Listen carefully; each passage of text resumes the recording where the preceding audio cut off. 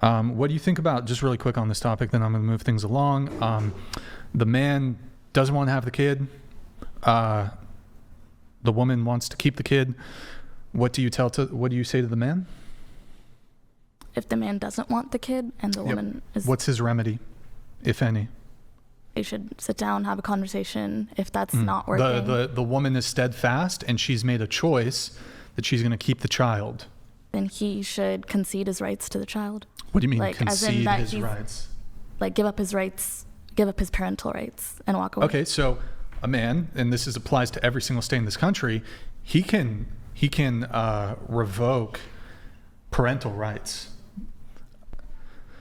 He can revoke those rights. He's still on the hook for child support. You realize this, right? Yes. Doesn't seem very fair, does it?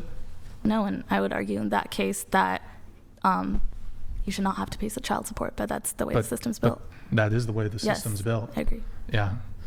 Why don't you think there's more feminists fighting to abolish child support, given the unfairness of it for men? I'm not sure. I mean, I would say that if he wants no part in raising the child, then I don't want his money either, and that this is my choice to keep the child. I don't know. I don't know why that's not the case. All right. So couldn't it be the case then that the reason that the state intercedes on the behalf of making the man pay the child support is because if he doesn't, and the woman who decides that she's going to keep the child, even in lieu of the man not wanting the child, the state says, well, that burden shouldn't go to taxpayers who are not his father or mother. It should go instead to the parents. So then would you then support cutting off public assistance to women so that men who equally do not have any paternity over this child should not have to then pay for this child who is not theirs? I understand the question. I mean, I know it's very controversial.